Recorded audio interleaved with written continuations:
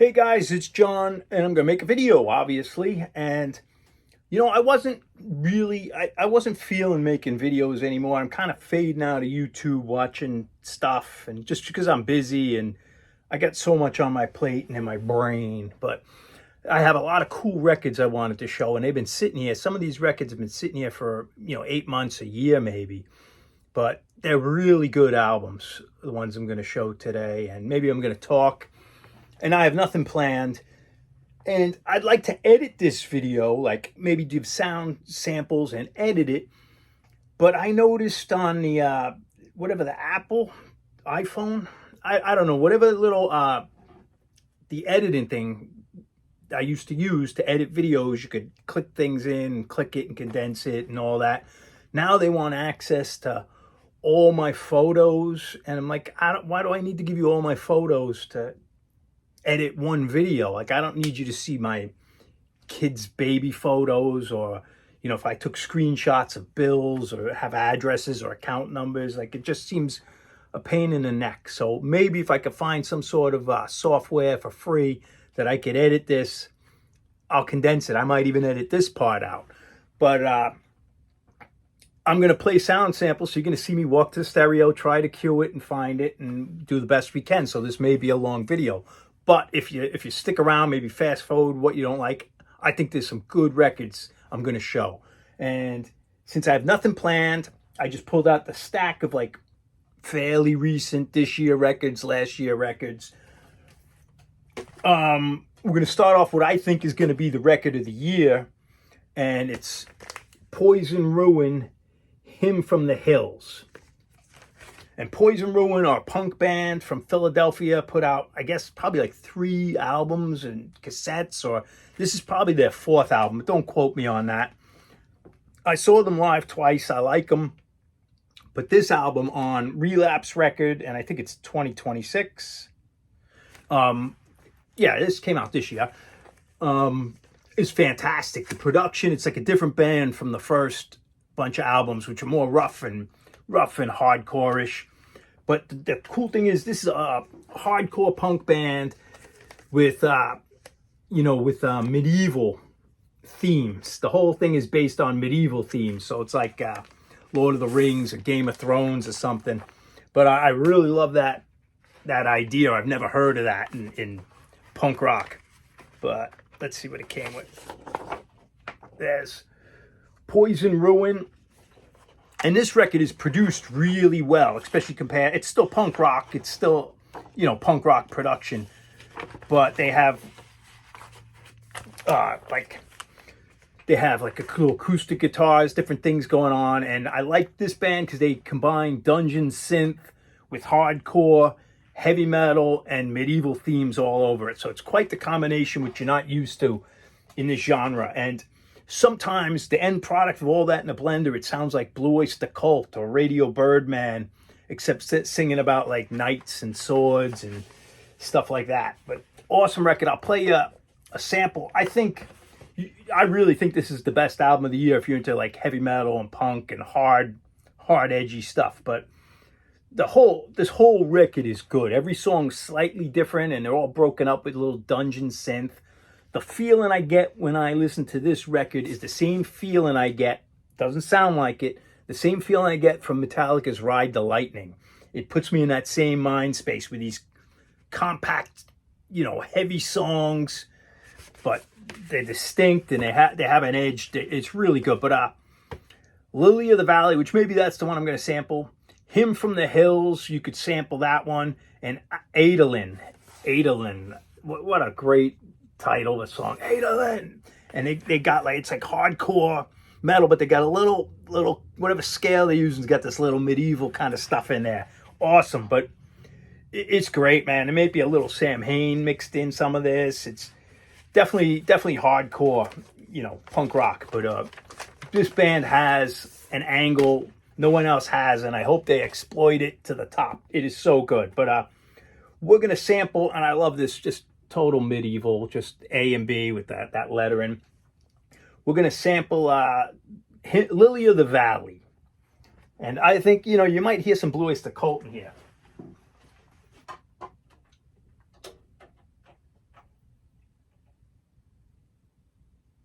And I'm going to fast forward through the intro a little.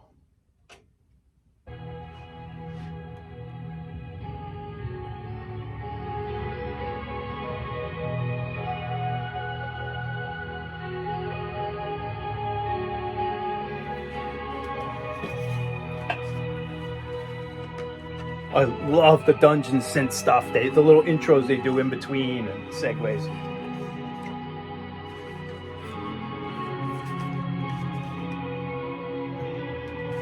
Poison Ruin 2026, Hymn from the Hills. And we're going to hear a bit of Lily of the Valley. And this may be a long video. We're only 5 minutes, and this is still the first song.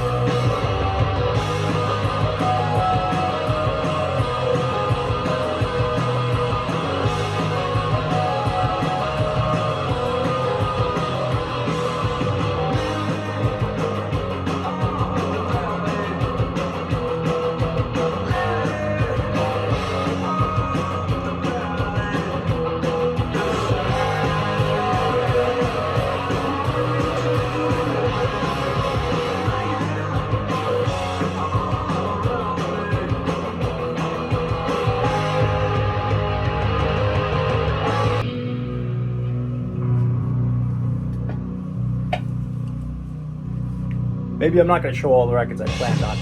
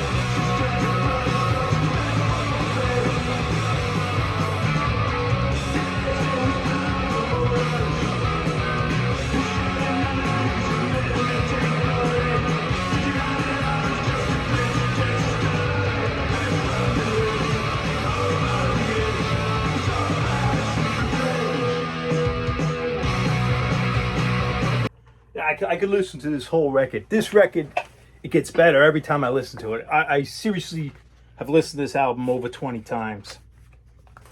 And I could sample every song. It's really a full put together record with keeps it interesting the entire time. I couldn't recommend this highly enough, and this will probably be my record of the year. And if I could edit that shorter, I will. Apologies if I can't. And here is another 10-star record, and this I had for probably a year now. It came out in 2024, I believe, and it doesn't say. And I learned this record from Vinyl Richie. For some reason, he didn't even play it. he talked about it, and there was just something clicked with the cover, the description. I said, I know this is for me, and it was. I don't even think I sampled it. And it's the Twisted Teens, and this is, I think, their first album. Maybe they had cassettes or something. They have a new album since, which I listened to, which is as good as this, but it's kind of more of the same. There's a couple of killer tracks on the new album, but they're basically equal. So you could get this album, or you could get the newer album, which might be an orange cover. But they're two of the same. But I'm happy to have this record, because this is a perfect record. And this, as Richie would say, I'd call this more of a roots record. And a little country, a little American rock and roll, but the whole thing is they got a lap steel player in there, and this cat is really cool. It reminds me of the lap steel that Ry Cooder did on, I think, like Memo from Turner. For some reason that clicks in my head. I think it's Memo for Turner, which is single lines going throughout, but this cat, the singer, has a real honest to goodness, like soulful voice. Not soul as in soul music, but like you could hear his heart in these songs. And you know, everyone's talking about the new Stones album. Let's go on I'm just hanging out talking. If you get bored, you could flip channels. But I don't like the new Stones album at all. I listened to it a few times online only. Fair enough. But I don't hear the songs. I hear bad production, which I could get past the modern production, but I don't like the pop stuff they threw in there. I feel like a lot of songs have about 20 seconds of Keith and Ron, and it sounds like, oh, this is going to be a good Stones song, and then it gets lousy. But the songs aren't there. I don't really like the new album, but I did really like Hackney Diamonds, and I think a lot has to do with timing, but Hackney Diamonds has like 5 great songs on there. 2 like phenomenal songs. But anyway, like if you like the spirit of the Stones, like Beggar's Banquet and Exile on Main Street, this is like a lo-fi version of those 2 albums combined. It's not as rockin', it's a little more of the, you know, Factory Girl, like the Beggar's Banquet kind of vibe than like Rocks Off or Tumbling Dice. But this is awesome record, and I could play any song off this. They cover Sea of Love on here, Phil Phillips, Sea of Love, or you know, the Honey Drippers, Sea of Love. But we can probably hear a couple songs, but we'll hear the opening track, Twisted Tea, and I Love, is just stamped on there. But this record is I played this so many times. These songs are in my brain. The way the guy sings his melody and everything, it's legit, like Hank Williams legit.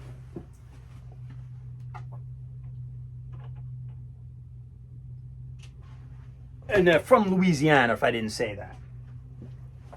And we were going to go see them, and it sold out. But they're coming around again next week, so.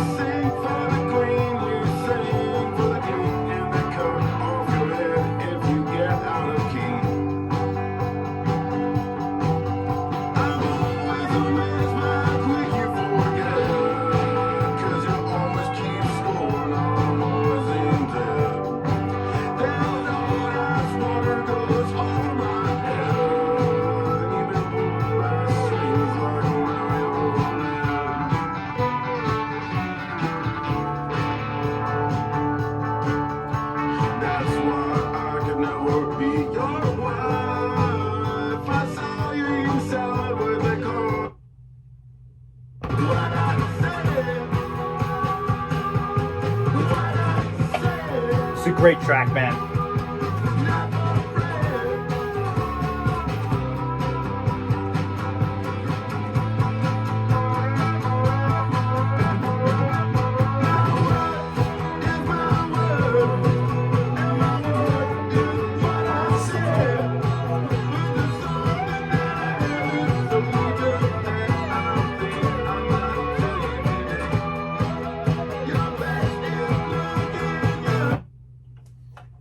And this is another record I can play all the way through. And it leaves you wanting more. And I think this is on Death Camp Records, and it might be 2024. And they have a new record out now. Just to repeat myself to make the video longer. And let's see what else is up next. Oh, here's a great record. I got this well before Christmas. I got this before Christmas, I think. And this is a band I did not know, Inepsy, and I bought it. I think I bought this for my wife, and she knew them, or I bought it for myself too. But this is like crossover, heavy metal, crust punk, like D beat meets Motorhead is really what it is. A little Venom. So, but it's total crossover. If you're a heavy metal guy, you might really love this. If punk guy, you probably already know this. But I'm late to the game. I think this is their first full length on vinyl. They had a few, and this is probably from like 2000. The band, I think, is no more. They're from Montreal, Canada, and they're really a bunch of crust punk, like total, you can see, Total Discharge, GBH. But it's I'd say it's a heavy metal record, or a bit of a crossover, I'd say. And the reason I heard of this band, that's the song Homefront covered on that Flexi Street City Kids, which was the best song I had heard last year, which that cover, Street City Kids, is fantastic. But Street City Kids is a killer track on here. The way Homefront did it, it reminded me of like Motley Crue meets Radio Birdman.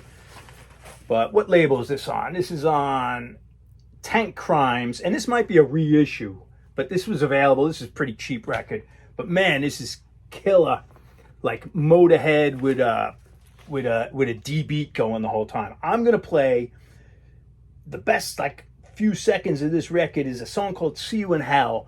They have this midsection where they drop out and they just start jamming, and they're running this riff, this tempo, this groove that I love. And I wish it could go on for an hour, or at least like 14 minutes. They should have carried this thing going. But this is fantastic. Think of like danceable Venom, punk style.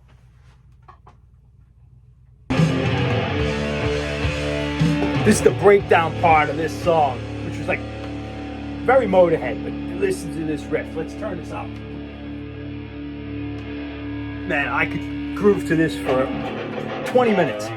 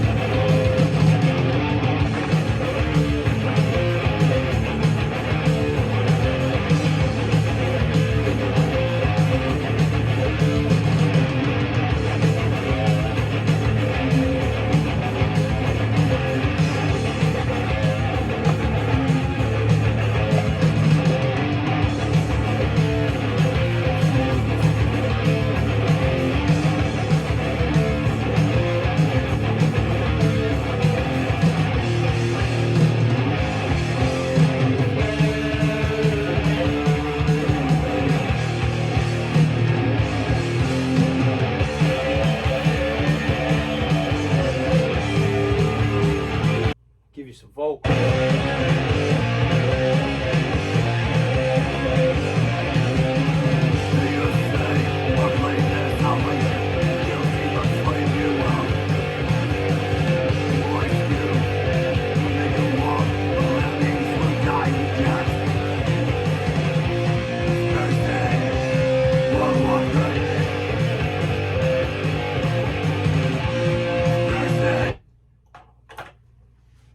Well, you could get the idea of it, but man, it's like Kronos meets Lemmy on vocals, but their songs are really good. Like that little snippet might not give you justice, but they are like like think of Discharge was covering We Are the Road Crew kind of vibe. But man, this is a good record.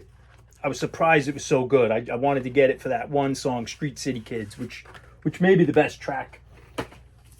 Since we're in heavy metal, this is not a 10-star record. This one I do not recommend to anyone, but this is a record I've been looking for years, and I never even knew what the cover looked like.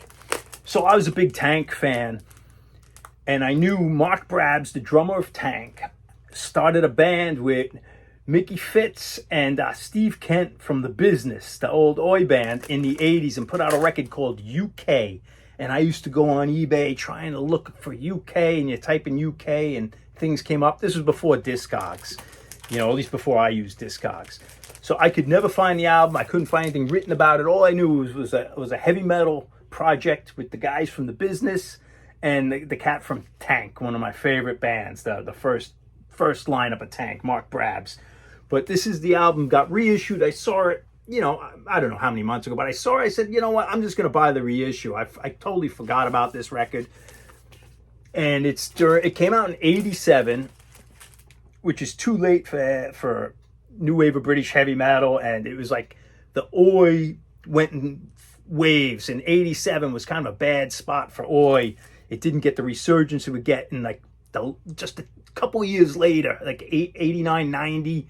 It started getting big again, and it was big in 82, 84, but that middle period was tough, and big in obviously is 79. But what's this say? Let's see. I think it says, what's it say? Hold on, Mickey Fitz. It may come as some surprise to more punkier amongst you, but let's all be honest. We all love Sham, the Pistols, as much as we love AC/DC, Rose Tattoo, and Motorhead, etc.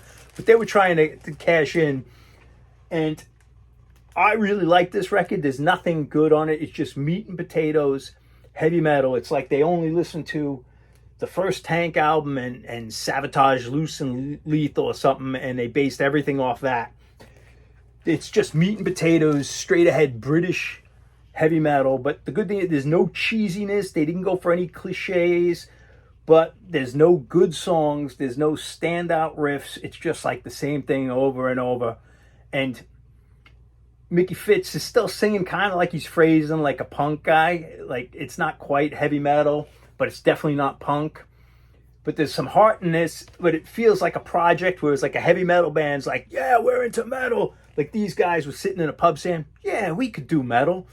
And that's kind of the vibe of it. And it just it's 1987. Had this been 1983, this might be something, but it still wouldn't be great. And what latest on Radiation Records did this reissue. I don't recommend it, but it's like getting a copy of a copy of a copy of Tank, if that makes sense. But there's nothing bad on this record, but there's nothing great. But I love this stuff. Just straight working class rock and roll. But there's only going to be about 50 of us who this record's for.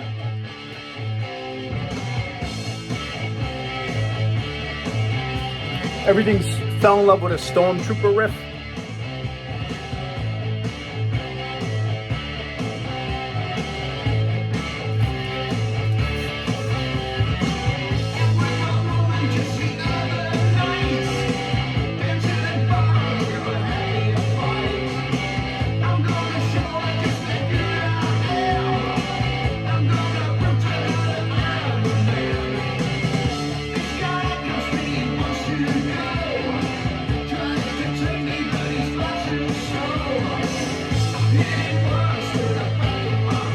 Get to the chorus, I'll turn it off.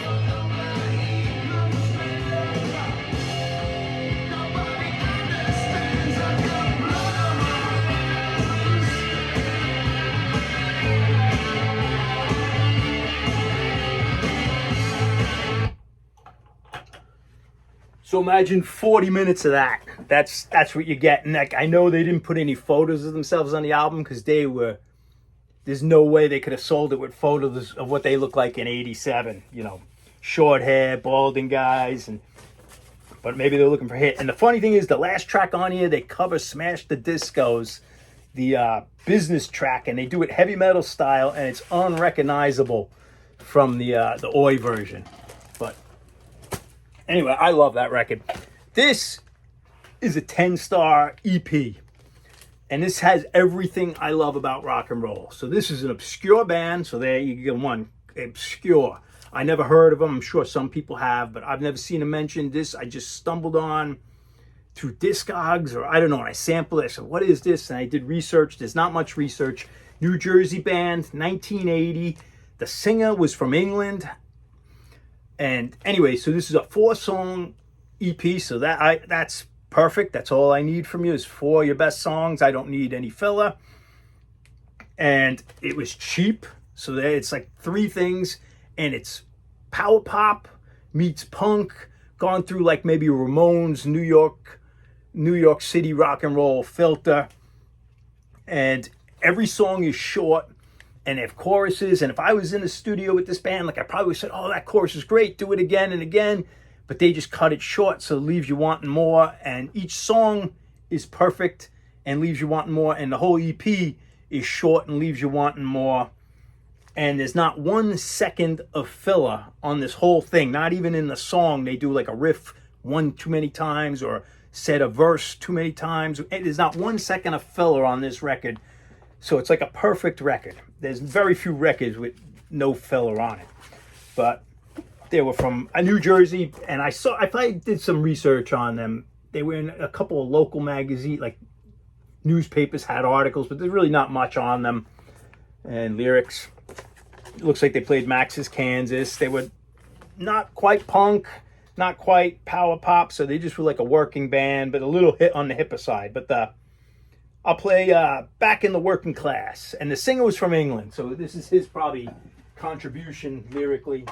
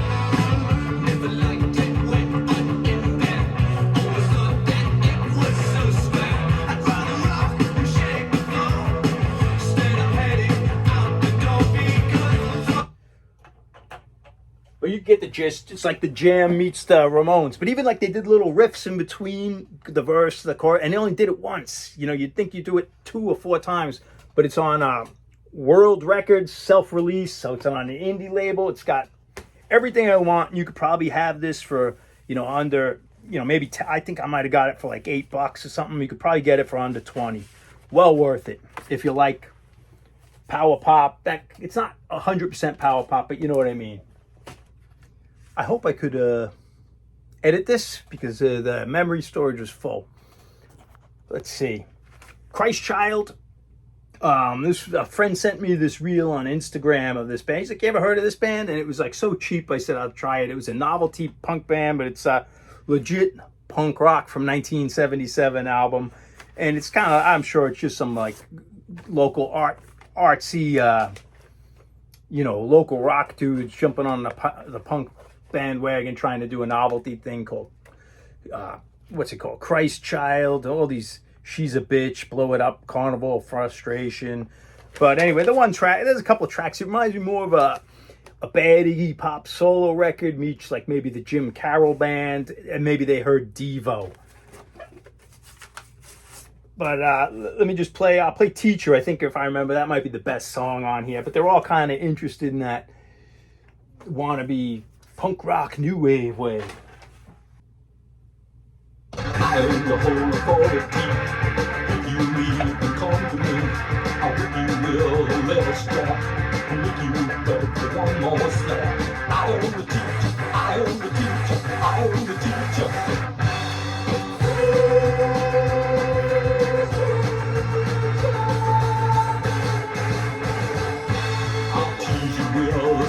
processed smell that you taste the fire well. Touch you till your juices flow.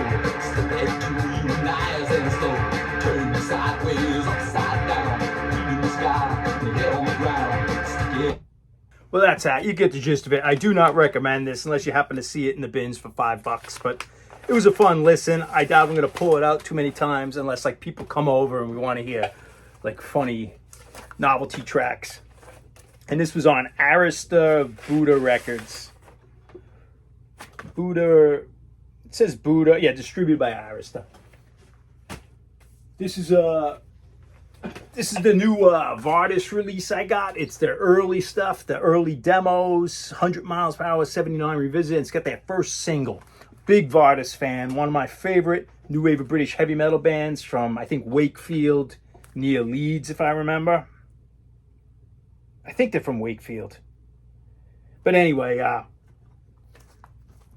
this is early stuff I'd never heard before, but all the songs I've heard the album versions. These are the demo versions and the rare 45. And I have all their 45s and EPs, I believe, except for the very first one, which is way too rare, way too much money. And it's been rare since like 1981. But so it's good to have those two tracks on vinyl, 100 miles per hour. But this is an awesome release by High Roller, and I don't recommend it for anyone except for Vardis fans. But what a package. I'll show you this. You know, if I recommend getting the Vardis comps. There's a couple of CD comps. There's a LP comp. Or just getting, they have really three albums in their prime, and you could get them for not a ton of money. But it's got the lyrics. It's got some sort of, I think it's the original promo photo or something. It's got a giant poster, which I'm not going to open. And then, like High Roll, it's got a book, which is fantastic. Just all their articles, reviews, the newspaper clippings for the show adverts. But it's a wonderful thing to complete your Vardis package. But it's only got, what's it got? 9 songs, and I noticed the CD had 2 extra demo tracks on there. I'm sure they're lo-fi, like real cassette demo things they want to put on the album, but you could fit it on the album. I spent all this money, not that it was pretty cheap actually, but I spent the money. They did this whole package. Why would the CD get extra songs and not the LP? And it's not like they were out of space. I think this whole thing is probably like 35 minutes or 37 minutes. You could have fit the 2 other demos on here and made it complete. So I thought that was a miss. But either way, this is still awesome. I'm thrilled to have this. And Vardis, as I said, one of my favorite bands. And it's worth, this isn't worth anything to people who don't know Vardis because you're just getting alternate tracks of songs you know. But to hear the 100 miles per hour and it's mastered, it just sounds fantastic from High Roller. And I'll just play a couple of snippets of that. That's a new wave of British heavy metal classic, 1979. And Vardis, I should do a little boogie rock. A lot of guitar solos in like almost a heavy metal Johnny Winter way. Maybe because that's the way he looks. Steve Zodiac, I say Johnny Winter, but it's not really Johnny Winter-esque. But he likes jamming out. But he's a great songwriter. He writes simple, catchy melodies with simple lyrics, a la the Ramones, where it's just innocent and it comes out, and man, it's so catchy and it's brilliant, yet they're only just simple words. And it would take a professional songwriter like years of experience to write that simple and have it come out as good as Steve Zodiac. Because man, those 3 albums, the song after song after song, man, this is so catchy. This chorus is great. That couplet is brilliant. And like, he was just a kid.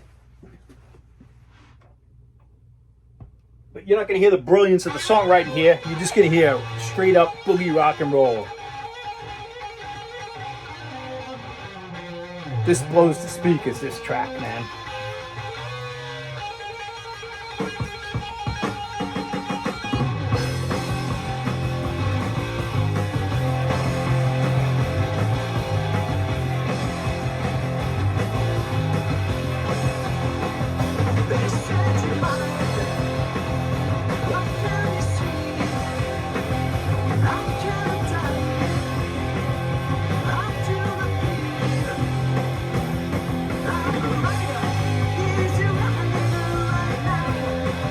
how crunchy that is.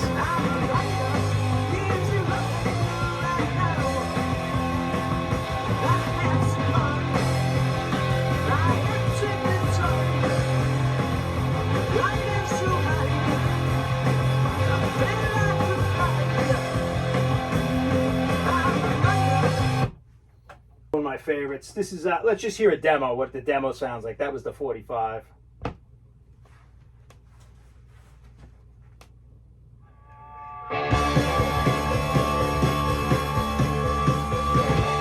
Oh, I love these lyrics, man.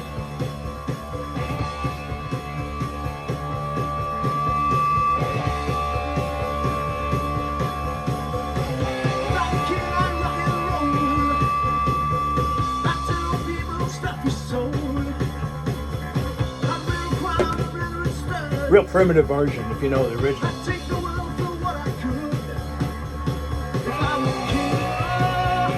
If I were king.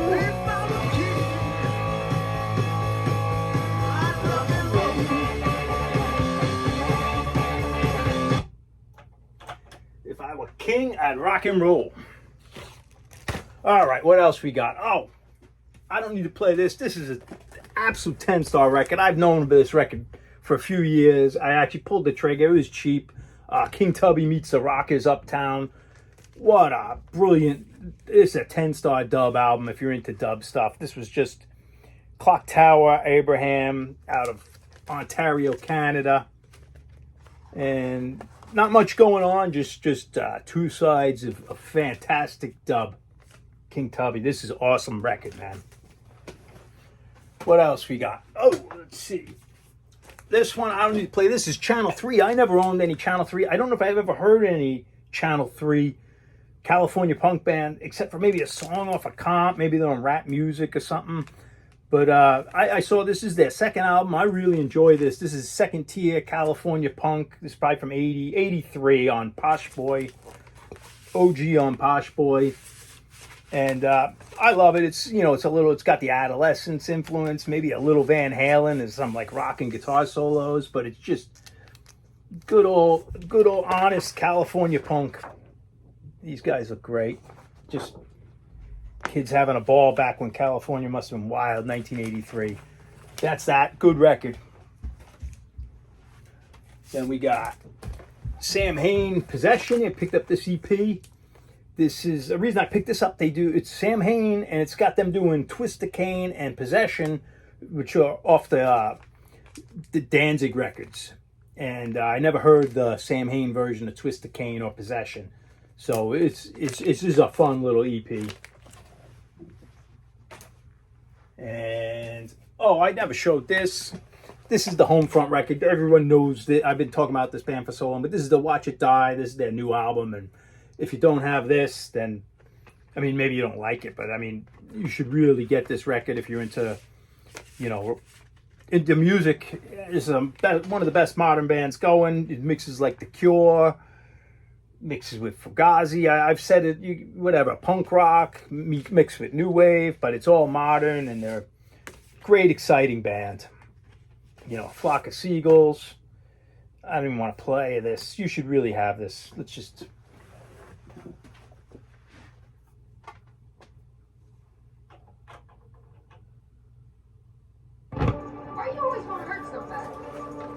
A lot on this record's like getting a Paul's Boutique record. That's what nature is. I mean, the animal has his teeth, and the man has his fist. That's what I was brought up with.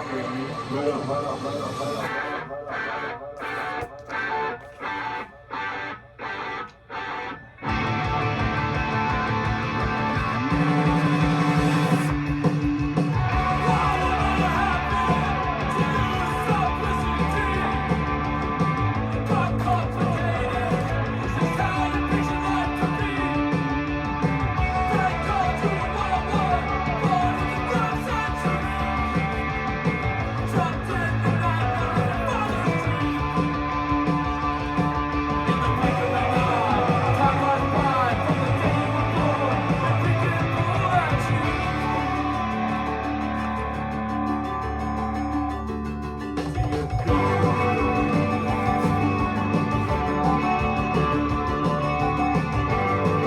I can listen to this whole record, man.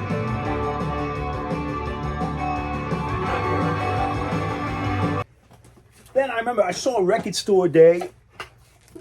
The Cuddly Toys was reissued, and I said, I don't have this record.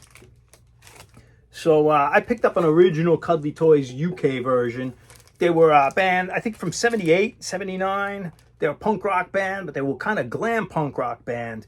But their claim to fame was the singer or someone came into a demo tape or stole it, or someone stole it and gave it to them. But he had a demo of a song Mark Bolan and David Bowie wrote, and it was just a short demo. And it's since released. You could get it on a box set or something. But at the time, in 1978, 79, nobody had heard this song, and they had access to a demo no one had. So they recorded the Bowie Bolan song and filled it out and did it as if Bowie and Bolan did it, Mark Bolan. But interesting band. They're a punk rock band, but they kind of have the 70s glam rock. They look a cross between Sensational Alex Harvey band and maybe Bowie's Spiders from Mars, which was a lot of the band's influences, the original punk bands. But this band actually went for that look and sound.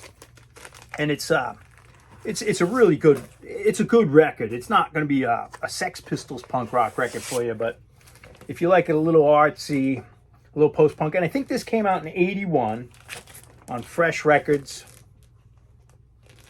And it came out in Japan in 79. And I did have the original singles from 1980. This is the Madmen, the Bowie song.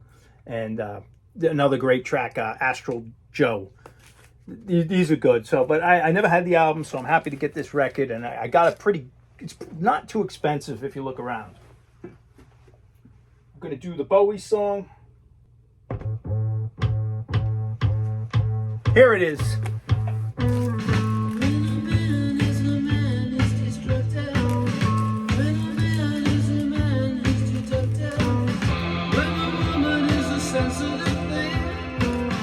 It's like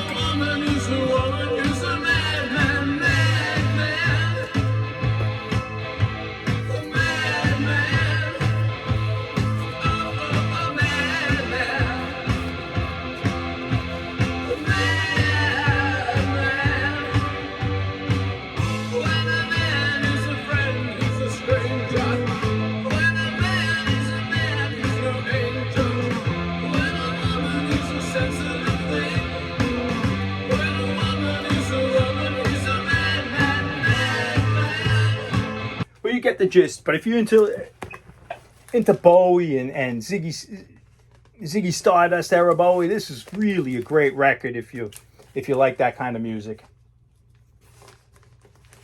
What else do I got? Oh, here's a great, now if you like The Clash, you may like this record. This is Camera Solenne's second album, which I never had. I've heard it before, but this is like later. They were one of the most important French punk bands.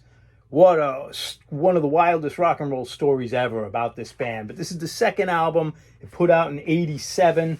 And the original singer, who's gone because of, if you know the story, why the singer's not in this band. But if you like that space, let's say London Calling and the Sandinista in between there, this has got a lot of reggae. It's got horns. It's just a really fun record. I don't know if the songs was good. It's kind of short, but what a great sounding record. We'll play it just sounds so good, man. But think of like reggae with spaghetti western and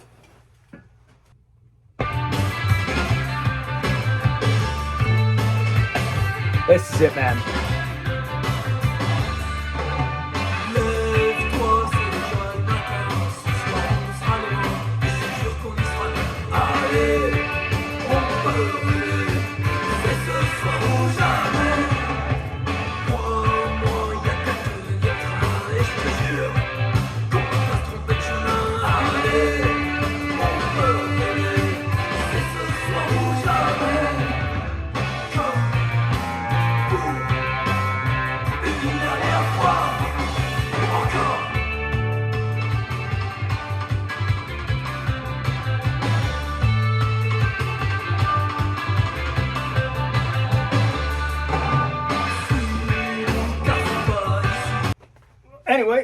that's that. And let's see what label it's on. This is some French thing.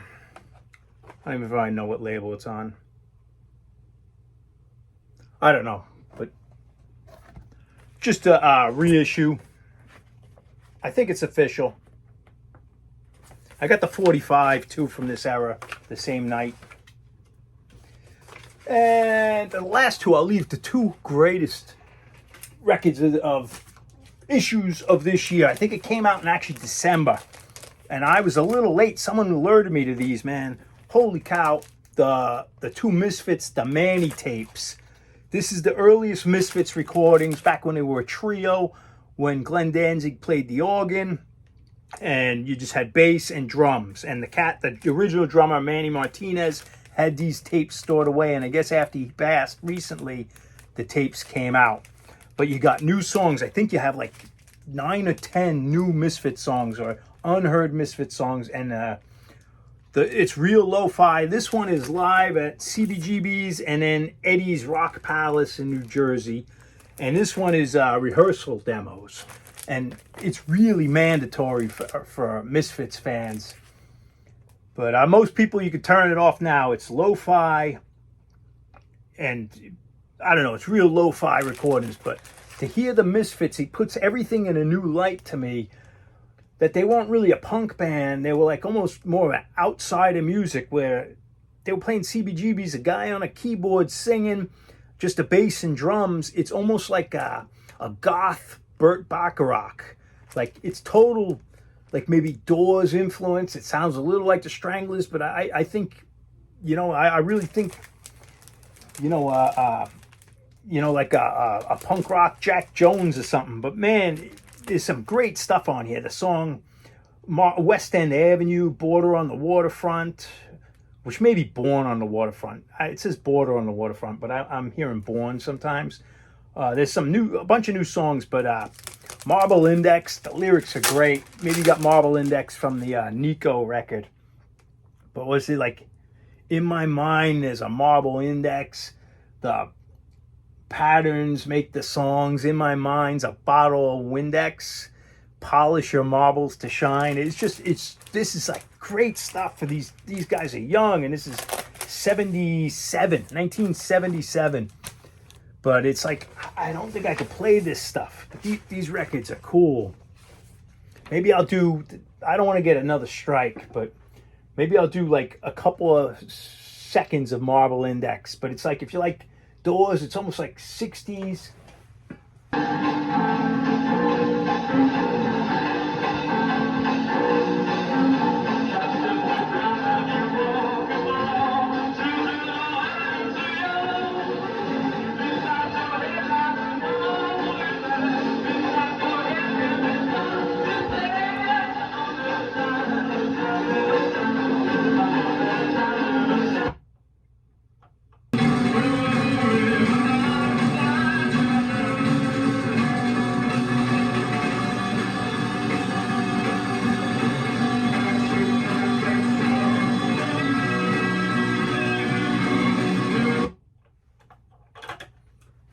Well, anyway, this was like the greatest revelation. Your ears get used to listening to the lo-fi recordings, but man, the music in here, you're like an archaeologist. It is so good. The guy, Danzig, was a genius, and I'm so happy to have this. It puts them in a whole new light. They weren't like a rock band, guitar-based rock band.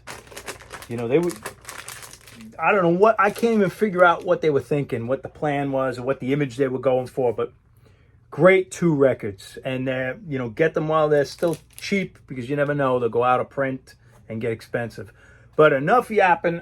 This might be the longest video I've ever done, but you can fast forward it, whatever. Thank you all. Oh, and I had, in case someone's looking, there's the original agnostic front pin. I popped the button on the shirt, so I didn't want to have an open shirt.